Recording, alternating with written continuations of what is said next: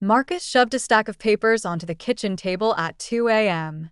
Sign here, here, and here, he ordered, tapping the pages. His voice was cold, like he was talking to a stranger, not his wife of 8 years. I looked at him, messy hair, tired eyes, and the faint smell of perfume on his shirt. Now, Emma, he snapped, pushing a pen toward me. I don't have all night. The kitchen, once filled with warm memories, now felt like an interrogation room. You get nothing, he continued with a smirk. No alimony, no property. You leave with what you came in with. I took the pen and calmly signed each page. Marcus watched, expecting tears or protests. Instead, I felt relief. He had no idea I'd been preparing for this moment. I had noticed the signs, late nights, secret texts, password changes. But 6 months ago, a lipstick stain on his collar confirmed my suspicions.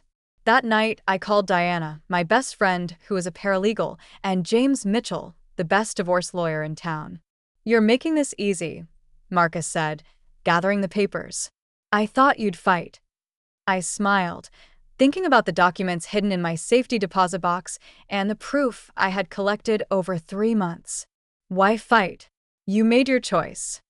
He hesitated, not used to my confidence. Megan's different, he said.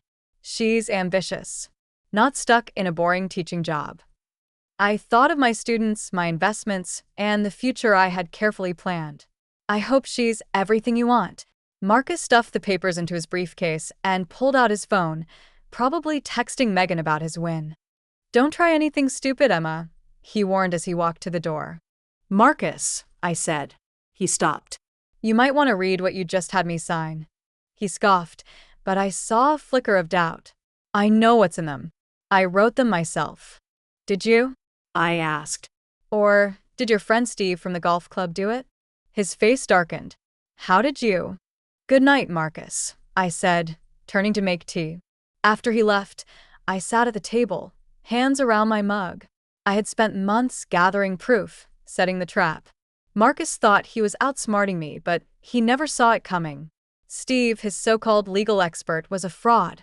My lawyer, James, figured it out immediately. Those papers Marcus forced me to sign? They weren't what he thought they were. I sent 2 texts. To Diana, it's done. He took the bait. To James, time for phase 2. Then I went upstairs to pack Marcus's things.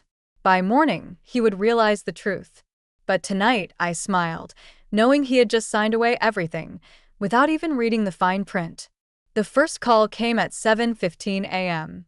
I watched Marcus's name flash across my phone screen as I sipped my morning coffee on the porch. For calls. Straight to voicemail.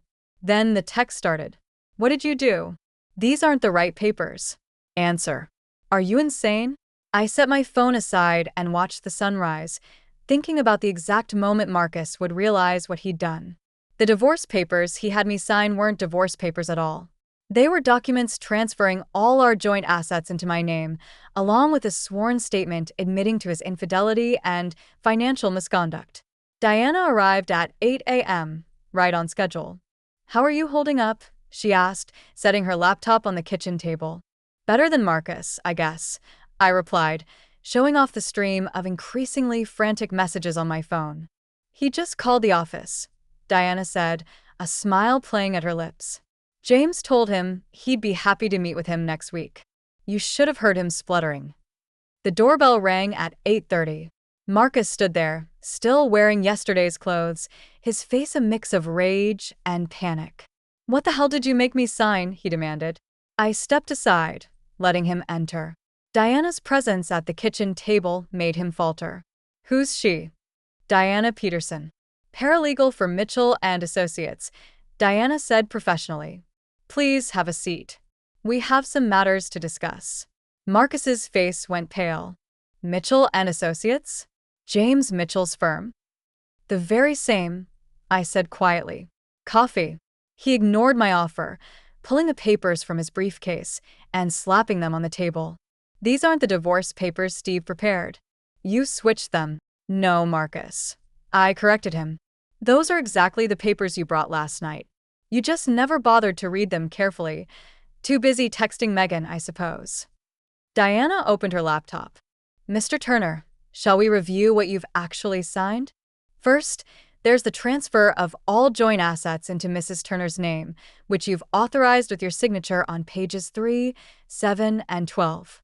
Then there's your sworn statement regarding your affair with Megan Porter, including dates, locations, and financial records of gifts purchased using joint funds.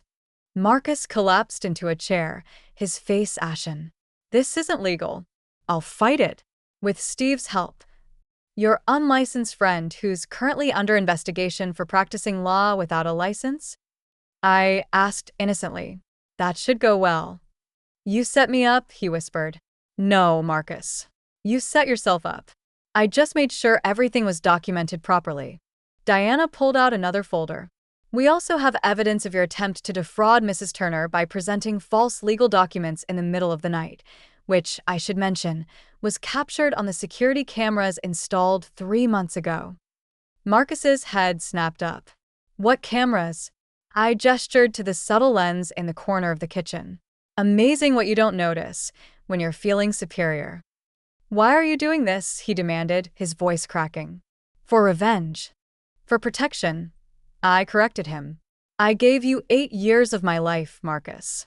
I supported your career, managed our home, and believed in our future. And you repaid that by trying to leave me with nothing. Diana slid a new set of papers across the table. These are the actual divorce papers, properly prepared by Mitchell and Associates. You'll find the terms quite different from what you had in mind. Marcus stared at the papers, his hands shaking. I don't have to sign these.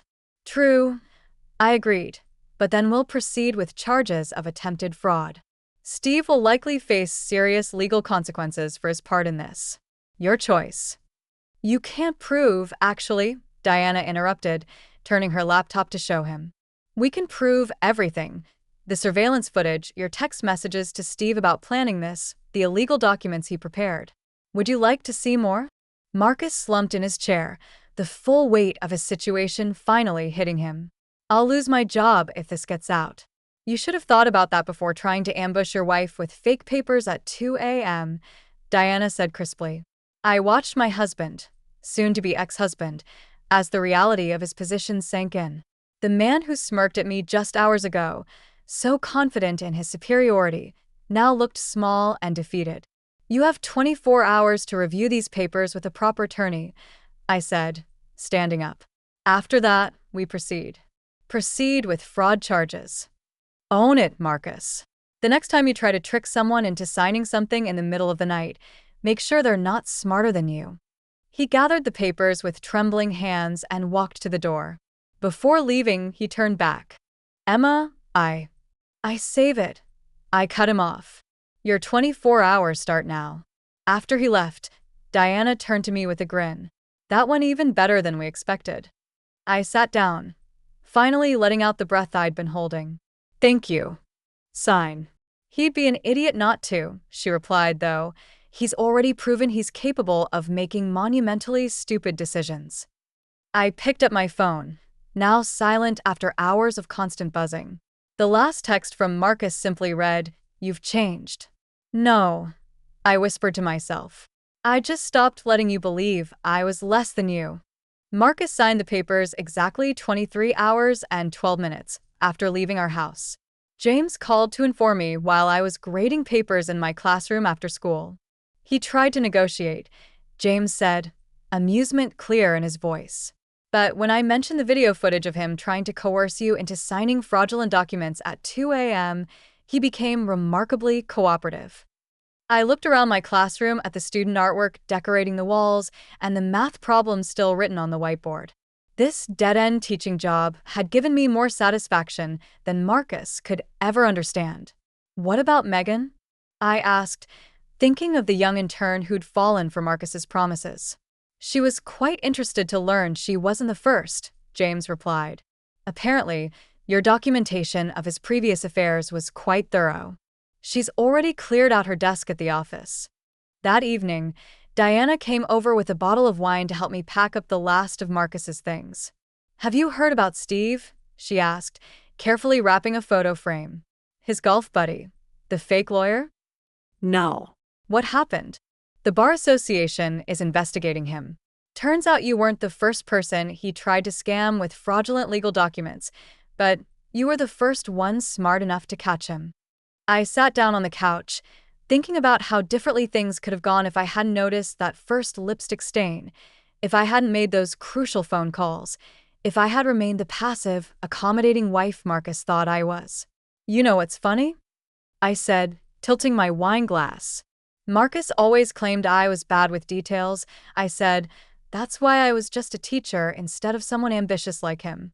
But it was the details that brought him down. A week later, I received an email from Marcus's company. The board had reviewed the evidence of his misconduct, including his attempt to fraudulently force his wife to sign away her rights at 2 a.m., and decided his position as chief financial officer was no longer tenable. Your detailed records were quite helpful, the HR director wrote. We're conducting a full audit of his department. I forwarded the email to James, who responded with a single line. Sometimes the best revenge is simply being thorough. The divorce was finalized 3 months later. I kept the house, half of Marcus's pension, and, most importantly, my dignity.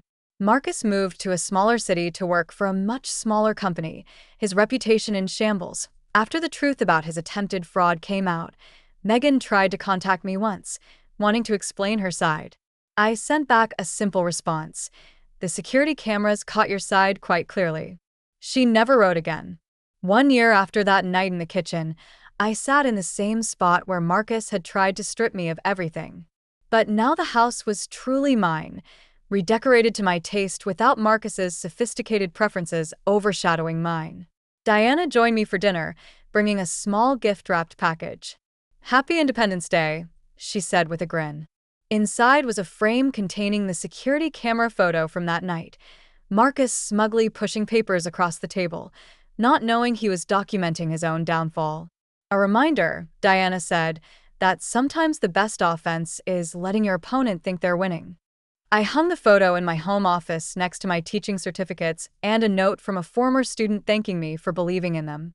It served as a reminder that strength doesn't always look like what people expect. Last week, I ran into Marcus's mother at the grocery store. She started to turn away, but I called out a greeting. "I heard you got a promotion," she said stiffly. "Head of the elementary school curriculum department," I replied. "Turns out being good with details is valuable in education too." She nodded, then hesitated. He's not doing well. That young girl left him for someone more successful. That's unfortunate," I said sincerely. "I hope he learns from it."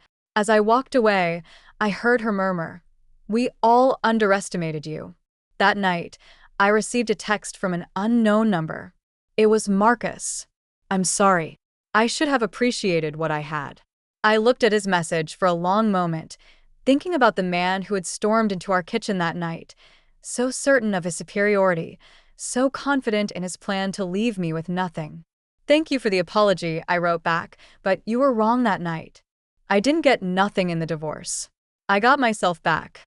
Then I blocked his number, poured myself a glass of wine, and sat on my porch, watching the sunset paint the sky in brilliant colors. Sometimes the best victory isn't in fighting back. It's in being prepared, being patient, and letting karma do its work. Marcus had tried to write me off as simple, unambitious, and easily manipulated. Instead, he learned that underestimating someone is the biggest mistake you can make, especially when that someone has been taking notes all along.